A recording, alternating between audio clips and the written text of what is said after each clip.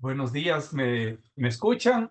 Y tienen a la vista la presentación que se llama Prueba y Presunciones en Materia Tributaria. Sí, Buenos profe. días, profe, sí. Bueno, entonces, si les parece, comencemos. La clase tras anterior hablamos de los medios de determinación de la obligación tributaria y hablamos de un medio principal, el de estimación directa o determinación sobre base cierta, y el de determinación presunta sobre base presunta o estimación indirecta. También hablamos del método de estimación objetiva. Dijéramos que en principio esa clase está concluida en lo que se refiere a los tres métodos de determinación y en particular el que tiene que ver con determinación sobre base presunta.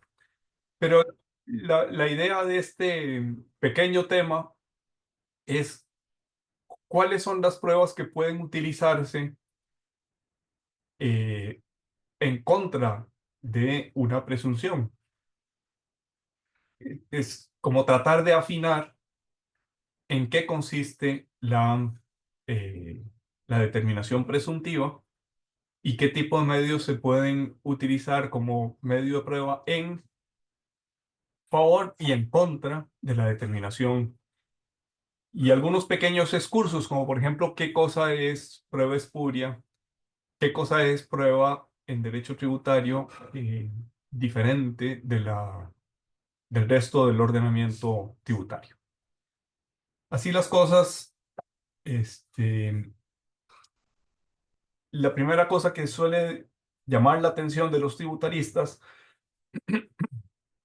es que no siempre la actividad probatoria administrativa, a pesar de recibir el nombre de prueba, coincide con el derecho procesal o con la práctica procesal, particularmente la práctica jurisdiccional, la práctica judicial. Desde ese punto de vista, la doctrina suele distinguir entre los elementos de convicción administrativos respecto de los elementos de convicción procesales.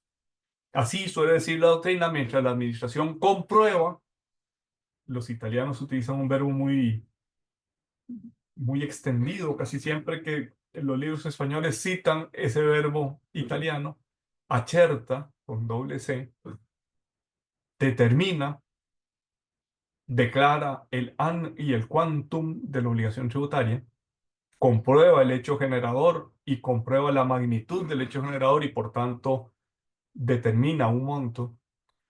Mientras que en el proceso, disculpen, en el proceso se prueba. Son medios distintos, ambos son medios de convicción, pero se rigen por principios que no son los mismos. Por ejemplo, suele decirse, la administración tributaria es juez y parte, no es, eh, dijéramos, objetiva e independiente como sí lo es el juez respecto a los medios de prueba que se ponen en su conocimiento. Suele haber falta de contradictorio. Eh, por ejemplo, puede la administración tributaria procurarse medios de prueba en ausencia, sin conocimiento, sin un cierto balance crítico de parte del contribuyente.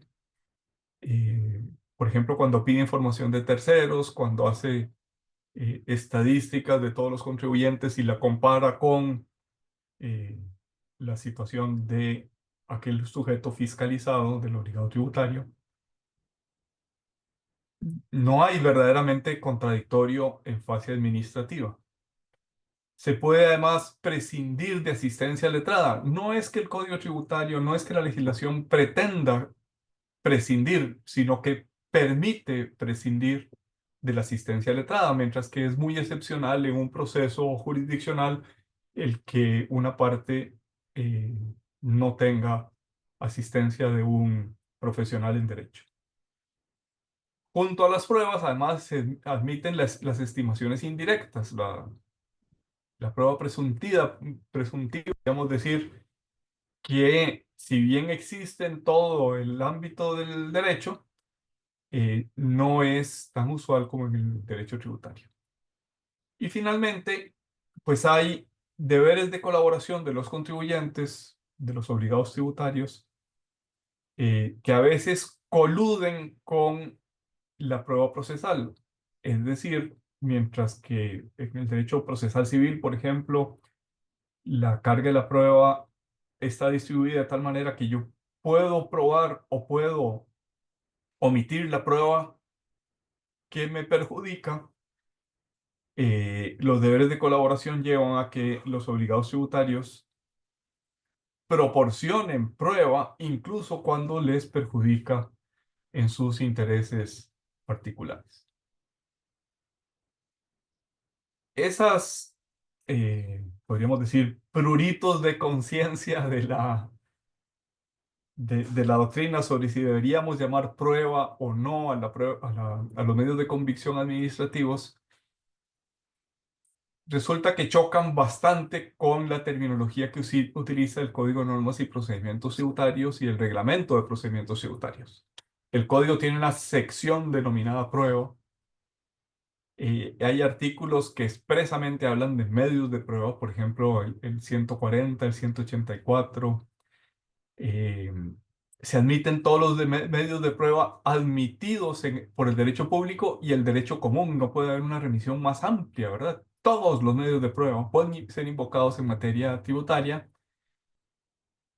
para determinar la verdad real de los hechos que dan contenido al motivo del acto administrativo. Eh, Esta disposición, incluso esa expresión verdad real, que no deja de ser un pleonasmo, está tomada de la Ley General de la Administración Pública de manera casi textual. Diríamos, pues, se admiten todos los medios de prueba, excepto la confesión. También tienen normas sobre la carga de la prueba. Incluso es llamativo que haya dos artículos, el 140 y el 185, que prácticamente tienen el mismo contenido sobre la carga de la prueba. Se habla de pruebas para mejor proveer. Tienen normas sobre la apreciación de la prueba. eh,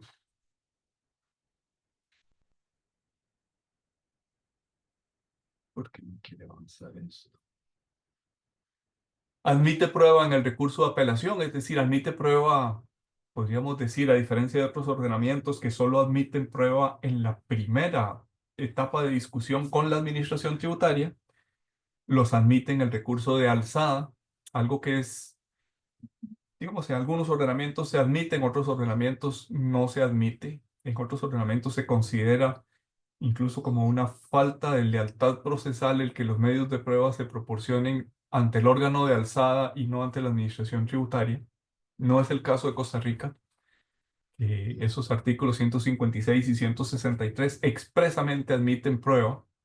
Incluso admite el artículo 166 prueba extemporánea, es decir, el 156 concede un plazo de 30 días hábiles para acudir al tribunal, una vez que se admite el recurso de apelación, para acudir al tribunal en sustanciación de ese recurso de apelación, proponiendo medios de prueba.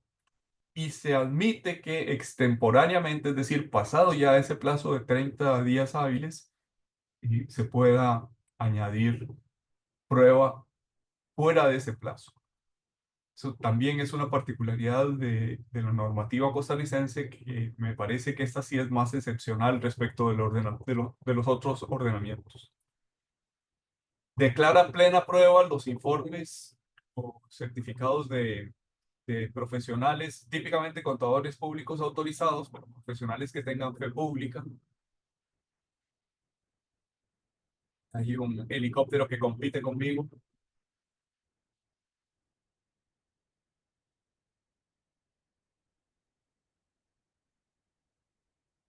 competencia desleal. decía que declara que esos informes de profesionales designados independientemente por el Tribunal Fiscal hacen plena prueba y declara que la evacuación de la prueba es, eh, siempre que haya sido oportunamente ofrecida, esa evacuación de la prueba es parte del derecho de defensa y es requisito de validez de las resoluciones administrativas. Es decir, aunque en el resto del mundo, particularmente en el ámbito español y europeo, se considera que podría distinguirse entre los medios de convicción administrativos y la prueba procesal, no parece que sea el caso de Costa Rica, que utiliza esa terminología. Lo que sí es claro es que en derecho tributario, pues esos principios que rigen el derecho procesal no aplican con plenitud, sino que aplican eh, disminuidos, atenuados por la naturaleza administrativa de los actos de convicción. Decía que además íbamos a hacer un pequeño excursus sobre la llamada prueba espuria, es decir, aquella prueba ilegal obtenida o incorporada al expediente por medios ilícitos, no necesariamente delictivos, no necesariamente eh, infracciones administrativas, pero sí en contradicción de norma expresa. ¿Cuál es el efecto de que una norma sea, perdón, de que una prueba sea espuria? Y vamos a aproximarnos a este tema eh, desde dos orillas para llegar al centro del río, por decirlo de alguna manera. Una de esas orillas es el derecho administrativo y el derecho procesal civil en general.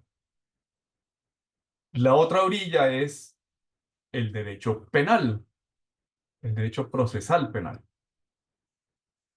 En la primera de esas orillas, la prueba en derecho administrativo en general se rige por el informalismo procedimental. Eh, ya citamos hace un rato que el objeto más importante del procedimiento es la verificación de la verdad real. Es algo curiosa esa expresión, ¿verdad? La verificación de la verdad ya este, parece redundante, pero además se califica verdad real, quizás por oposición a verdad formal que puede regir en el derecho procesal. Verificación de la verdad real y, por tanto, informalismo procedimental. Importa poco cómo se obtuvo el medio de prueba, cómo se incorporó el medio de prueba al expediente. Si sirve para ese propósito, verificación de la verdad real, se admite. ¿Qué quiere esto decir? Quiere decir que hay una gran resistencia administrativa e incluso jurisdiccional, incluso de los tribunales de lo contencioso administrativo, a declarar nulidades procedimentales, quizás con una sola excepción, cuando se causa indefensión. Es decir, si se causa indefensión, se admite la, la nulidad, si no, no. El Código Procesal Civil tiene dos normas que también producen el mismo efecto en el proceso civil. Si la ley prescribe determinada forma sin pena de nulidad, el juez considerará válido el acto si fue realizado, perdón, si realizado de otro modo alcanzó su finalidad. Es decir, cuando la ley no expresamente declara nulidad, el acto es válido. No importa que tenga defectos procedimentales y en particular a lo que nos interesa en este momento, defectos de incorporación de la prueba que fue obtenida por materia, digamos, con violación de la norma. Incluso cuando se trate de nulidades absolutas, dice el artículo 197, esa nulidad absoluta solo se decretará cuando sea absolutamente indispensable su pronunciamiento para evitar indefensión o para orientar el curso normal del procedimiento. Nuevamente el mismo criterio. Si no hubo indefensión, no se declara la nulidad. Tampoco prosperar si es posible reponer el trámite o corregir la actuación sin perjuicio de los demás actos procesales. En este fallo del 2020 del Tribunal Fiscal Administrativo, citando la praxis e incluso los textos del Tribunal Contencioso Administrativo, dice que esas dos normas del Código Procesal Civil son una manifestación práctica del principio de conservación de los actos procesales. No importa que hayan sido ilícitos, no importa que haya habido violaciones a la norma, porque lo realmente importante no es el origen del vicio. O sea, se puede reconocer sin problemas el vicio. No importa que sea absoluto, no importa que sea relativo. Lo que interesa es evaluar sus efectos reales en el proceso. Lo que decíamos antes, si se alcanzó o no la verdad real de los hechos que se juzgan en el procedimiento administrativo. El juez, al decidir la exclusión de un acto o etapa procesal, no debe analizar los vicios en su origen, sino en sus efectos, determinando si tales hierros en el proceso han producido irreparable indefensión o no, eh, o bien si pueden ser subsanables. Este criterio del Tribunal Contencioso Administrativo, que es bastante generalizado y que permea el Tribunal Fiscal Administrativo, que no es jurisdiccional, sino es un tribunal administrativo, y más hacia abajo permea los actos resolutivos de la Dirección General de Tributación, llevan a que prácticamente nunca se declare una nulidad. La nulidad es muy excepcional en materia de procedimientos tributarios. Decíamos que íbamos a analizar este tema desde la otra arista, que es desde el derecho procesal penal, en el cual la norma es exactamente la contraria. La prueba está revestida de legalidad de tal manera que solo se le da valor a la prueba si ha sido obtenida por un medio lícito e incorporada al procedimiento conforme a las disposiciones del Código Procesal Penal. Se requieren dos requisitos: medio lícito de adquisición y lícita incorporación al procedimiento. A menos que favorezca al imputado, esa prueba no puede utilizarse. Es como si no existiera. El juez debe hacer ojos y oídos sordos a la prueba ilícita, a la prueba espuria. Obviamente esto tiene un origen histórico, que es la información obtenida mediante tortura, maltrato, coacción, amenaza, engaño, y particularmente mediante tortura, ¿verdad? Que es el vicio que se quería evitar y se considera cosa del medioevo ya superada. Pero junto a esas formas más burdas de ilicitud, el código también habla de indebida intromisión en la intimidad del domicilio, la correspondencia, las comunicaciones, los papeles y los archivos privados, ni información obtenida por otro medio que menoscabe la voluntad o viole los derechos fundamentales de las personas. Esta segunda parte de ese párrafo del artículo 181, pues tiene una fuerza inmensa que dimana a una multitud no taxativa de supuestos en los cuales la prueba puede ser considerada ilícita. ¿Qué dice nuestro código tributario? El código tributario no parece seguir la, la tendencia general del derecho administrativo ni la tendencia general del derecho procesal civil. Dice: la información y las pruebas generales obtenidas o recabadas como resultado de actos ilegales realizados por la Administración Tributaria no producirán ningún efecto jurídico contra el sujeto fiscalizado. Esa es una reforma del 2012.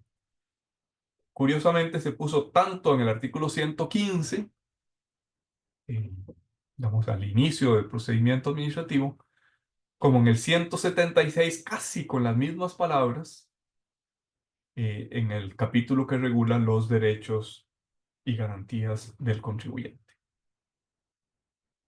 Las pruebas contrarias a derecho no surtirán, no podrán surtir efecto alguno en contra del contribuyente. En ambos casos, igual que en el derecho penal, si hay efectos favorables al contribuyente o al obligado tributario, pues sí se admite esa prueba espuria en cuanto a sus efectos favorables, pero no se admite en cuanto a sus efectos desfavorables. A pesar de que ya esas dos normas tienen 13 años de incorporadas al ordenamiento costarricense, no se ha declarado ninguna nulidad en el Tribunal Fiscal ni en el Tribunal Contencioso citando esos dos artículos, el 115 o el 176. Quizás debería matizar esa afirmación que acabo de decir. No se ha producido ninguna nulidad, no se ha declarado ninguna nulidad que yo sepa. Es decir, hice la tarea, investigué si la sabía y no encontré ninguna. Puede ser que un mejor investigador, pues sí rastree algún caso en el que se hayan invocado esas dos normas y se haya declarado la nulidad. Incluso aunque se hayan invocado esos artículos y se hayan declarado nulidades, ni el Tribunal Fiscal ni el Tribunal Contencioso han utilizado esas dos normas como ratio decidendi en ningún caso. La razón para declarar una nulidad no ha sido su espuriedad de la prueba, podríamos decir, si es que esa palabra existe en castellano. Y ni siquiera como obiter dicta, como razones adicionales, este, para declarar la nulidad. Llama la atención, prevalece eh, la, la actuación generalizada, la norma administrativa común, el derecho procesal civil, la práctica de los tribunales, prevalecen respecto el, de la norma expresa del código, de las dos normas expresas del código tributario. Eso no deja de ser un fenómeno llamativo, por lo menos para mí. La última línea de la filmina que tienen a la vista dice que que hay un problema en los procedimientos de la Caja Costarricense del Seguro Social y ese problema es que la Caja ha obtenido de manera, me parece a mí, ilegal acceso a declaraciones tributarias en el pasado y es posible que todavía en el presente las esté obteniendo. Como hemos visto que los tributos, perdón, que las contribuciones sociales a la seguridad social son tributos, parece plenamente aplicable el Código Tributario y por tanto el artículo 115 y 176 del, del Código Tributario. Dicho en otras palabras, da la impresión de que esa prueba espuria, obtenida así digamos, ilegalmente, ilícitamente, sin hacer caso de los procedimientos, incluso del convenio firmado entre la Caja y la Dirección General de Tributación, de cómo se puede obtener esa información, pareciera que deberían declararse su nulidad.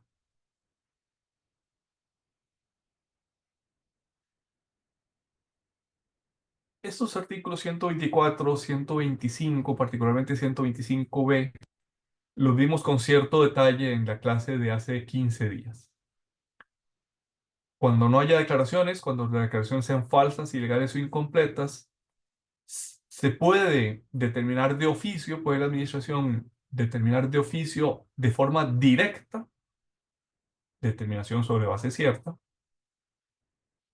o cuando ello no sea posible, mediante estimación, es decir, mediante base presunta. También si ocurre alguna de esas circunstancias, si el obligado no lleva libros de contabilidad, cuando no presente documentos justificativos o cuando su contabilidad sea irregular, defectuosa o la contabilidad tenga un atraso superior a 6 meses. El 125 dice, la determinación sobre base cierta es la principal y la subsidiaria, solo cuando no sea posible utilizar la determinación sobre base cierta, se puede acudir a base presunta. El artículo 81, también lo vimos hace 15 días, exige demostrar, motivar la existencia de alguna de esas circunstancias, las que leímos en la filmina anterior, o que no es posible utilizar la base cierta por alguna razón. Esa razón no necesariamente tiene que ser porque se cometió un ilícito administrativo. Yo les comentaba que como se puede haber sido que los documentos justificativos de las operaciones que se van a juzgar se hayan echado a perder, por ejemplo, por una nulidad, en el caso de los papeles, una nulidad, no, por una inundación. Se le metió el agua al profesor y se le metió el agua al obligado tributario, entonces se echaron a perder los documentos fuente, o bien una descarga eléctrica provocó que los archivos digitalizados se echaran a perder. O sea, no es necesariamente una conducta ilícita del obligado tributario la que da origen a esa base presunta, sino simplemente la imposibilidad de hacer la determinación sobre base cierta. Entonces, ¿qué son las presunciones? Esto es al punto al que quería llegar. Son hechos o circunstancias que por su vinculación o conexión normal con el hecho generador de la obligación tributaria permiten determinar la existencia y cuantía de dicha obligación. Hicimos un cierto ejercicio de verlas del artículo 116 en la lección de hace 15 días. El capital invertido es un indicio de cuál es el rendimiento de ese capital. Por ejemplo, debería ser en un año al menos el rendimiento que produce una inversión pasiva, dijéramos un título de intereses o algo así. Entonces, si el título rinde 8%, una inversión activa debería ser al menos ese 8%. Lo que quisiera destacar es que esas presunciones, por su vinculación o conexión normal, son presunciones humanas, son presumptio hominis, indicios extraídos de la conexión de ciertos hechos con los hechos que se presumen. Si A, entonces B. Porque siempre que se produce A, normalmente, generalmente, se entiende producido B. Se trata pues de un juicio de probabilidad calificado por una máxima de experiencia. Siempre que el hecho A, que hay que demostrarlo, el hecho A, existe, se puede tener por cierto, aunque no se pueda probar, el hecho B. De tal manera que las presunciones siguen este esquema. En el lado izquierdo de la filmina, el hecho base o indicio directamente probado, que siempre ha de ser probado. No se permite probar indirectamente, no puede haber cadenas de presunciones. El hecho base da el- la posibilidad de tener por probado un hecho deducido o un hecho consecuencia o un hecho presunto. Todas esas palabras son sinónimas. Hecho base, hecho presunto. A condición de que entre el hecho base y el hecho presunto haya un enlace lógico. Pero lo que interesa realmente es el enlace lógico, ¿verdad? Reglas de criterio humano extraídas de la realidad, porque la experiencia indica que si se cumple A, hecho base, siempre o casi siempre se cumple B, el hecho presunto. O sea, es una deducción. De A se deduce B. A, hay que probarlo. B es de difícil prueba directa y por eso se autoriza a tenerlo indirectamente por probado con base en la prueba del hecho A. No es que en las presunciones no haya prueba. En las presunciones hay que probar siempre el hecho A. El hecho B no hay que probarlo, se tiene por indirectamente probado a condición de que se pruebe el hecho base y que se destaque o se haga uso de la deducción lógica. Este artículo 116 es el que comentamos con cierto grado de detalle hace 15 días. Algunos indicios, pero incluso aunque no estuvieran recogidos en esa lista, eh, cabe usar otros indicios. Esta lista pues no es taxativa, es una lista meramente ejemplar. Todos esos indicios son A.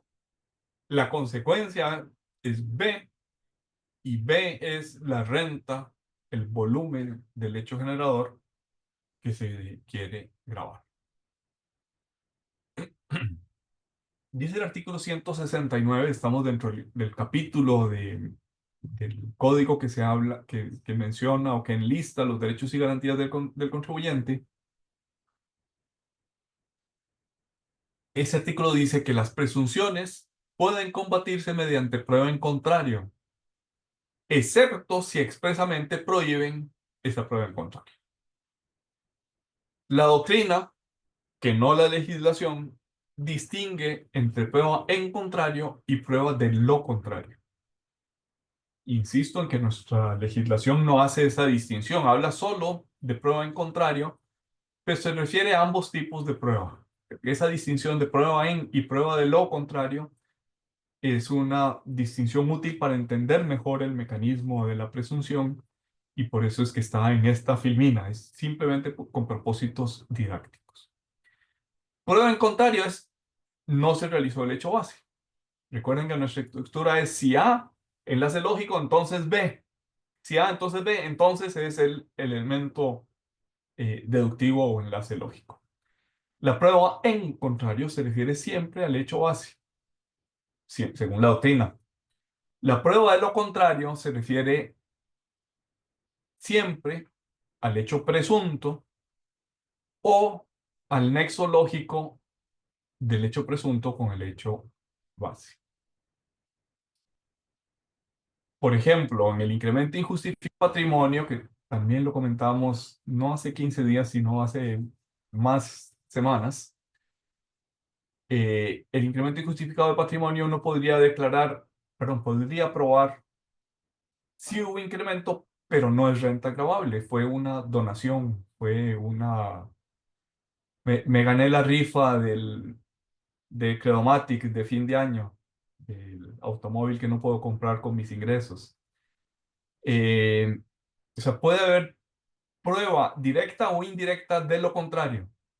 Ese incremento sí existió, pero no es renta. Destruyo el hecho presunto, destruyo el hecho deducido o el hecho consecuencia. Puede haber también prueba indirecta.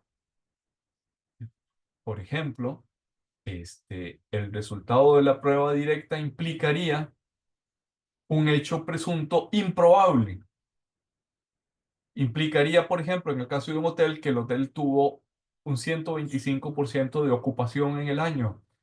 Y eso, pues, parece por su propia naturaleza que no puede ser, no puede suceder, ¿verdad? Y ahí hay un error en el razonamiento. En lógica suele decirse que si la conclusión es absurda, hay un error en el razonamiento. Y lo mismo podríamos decir en el procedimiento tributario. Si hay un error en la consecuencia, en el hecho presunto, en el hecho consecuencia, el error es que si admitimos la determinación sobre base presunta, tendríamos que admitir que el hotel tuvo un 125% de ocupación en el año y eso es absurdo. Por tanto, ahí hay prueba indirecta de lo contrario. También se puede probar que la máxima de experiencia no se cumple en el caso particular. Este hotel, eh, no se cumple la máxima experiencia porque estuvo en obras 6 meses del periodo fiscal anual. Por tanto, la máxima experiencia que los hoteles en esta zona, por ejemplo, del Pacífico Central costarricense, tienen un 92% de ocupación y tienen un 30% de utilidad, pues eso no se cumple en este caso porque este hotel en particular estuvo 6 meses en obras durante los cuales no recibió huéspedes. No se cumple en caso particular o no se cumple de manera universal. Por ejemplo, no se cumplió en ese año porque ese año hubo pandemia. Y entonces, pues aunque el hotel estuvo abierto, pues no recibió ningún eh, huésped durante el año. Prueba en y prueba lo contrario. Típica pregunta de examen final. Las presunciones en general en el derecho se califican de presunciones relativas y de presunciones absolutas. Las relativas o presunciones humanas suelen llamarse iuris tantum en derecho, son las que admiten prueba en y prueba de lo contrario. La presunción absoluta es aquella que no admite prueba de lo contrario. Obviamente, el hecho base siempre ha de ser probado. No es que la presunción absoluta autorice a que no haya prueba, autorice a que la presunción absoluta autoriza que una vez probado el hecho base, se tenga por cierto sin posibilidad de combatir el hecho presunto, consecuencia o deducido. La presunción absoluta tampoco admite prueba del nexo en contrario, perdón, prueba de lo contrario del nexo lógico. Sí admite prueba en contrario del hecho base. Un ejemplo de cómo funcionan estas presunciones. El artículo 10 de la Ley del Impuesto sobre la Renta dice que si hay financiamiento, si hay un préstamo o financiamiento, aunque no tengan ese nombre, cuando existe documento escrito, se presume un interés no menor a la tasa que fije el Banco Central de Costa Rica o el promedio de tasas de los bancos del Sistema Bancario Nacional. Si hay financiamiento, hay interés. Esa es la presunción. No hay financiamiento gratis, es lo que dice la presunción. Admite prueba en y de lo contrario cuando haya documento escrito. Pero si no existe documento escrito, no se admite prueba, dice prueba en contrario. eh, Según la terminología que estamos usando, debería ser prueba de lo contrario. En ausencia de documento escrito, la presunción se convierte en una presunción absoluta, que no admite prueba de lo contrario. No basta decir, en este supuesto es absurdo, dar el nexo lógico. Si no hay documento escrito, no se puede combatir el nexo lógico. Y tampoco se puede combatir el hecho presunto, a saber, el porcentaje de interés del Banco Central o del Sistema Bancario Nacional. En general, también lo decíamos y ahora es momento de reafirmarlo, lo decíamos en la clase de hace 15 días, las presunciones absolutas, aunque no están prohibidas en derecho, aunque no están prohibidas en el derecho tributario, aunque el 169 del Código Tributario expresamente admite que pueden existir, sin embargo, los tributaristas suelen ver y los constitucionalistas suelen verlas con mucho recelo, porque con facilidad entran en conflicto con uno de dos derechos o principios constitucionales. Con el derecho de defensa, que incluye el derecho a la prueba, la presunción absoluta, al negar derecho a la prueba de lo contrario, de alguna manera está restringiendo el derecho constitucional de defensa. Por tanto, suelen verse con mucho recelo porque con frecuencia, casi siempre, violan el derecho de defensa. Y también porque con frecuencia las presunciones absolutas que no admiten prueba en contrario suelen violar el principio constitucional de capacidad económica, especialmente cuando alcanzan cotas de irracionalidad, como la irracionalidad de las rentas presuntivas del artículo 13 de la Ley del Impuesto sobre la Renta, que explicamos detalladamente hace algunas semanas. Bien, concluye aquí este, la presentación que tenía para hoy. Estoy a su disposición para dudas o preguntas que quieran formular. Gracias a los pocos alumnos que se conectaron, serán calurosamente tenidos en cuenta para el examen final. ¿Dudas, preguntas, comentarios que quieren hacer? Yo tenía una duda con lo de la prueba espuria, pero en el lado administrativo. Sí, No sé si era que se aceptaba, aunque digamos la prueba fuera como ilegal. en el derecho administrativo e incluso en el derecho procesal civil sí se admite la prueba ilegal. Es decir, la prueba espuria no produce consecuencia de la nulidad. Ah, ok. Muchísimas gracias, profesor, era mi duda. Con mucho gusto. A pesar de que la norma expresa del Código Tributario es la contraria, ¿verdad?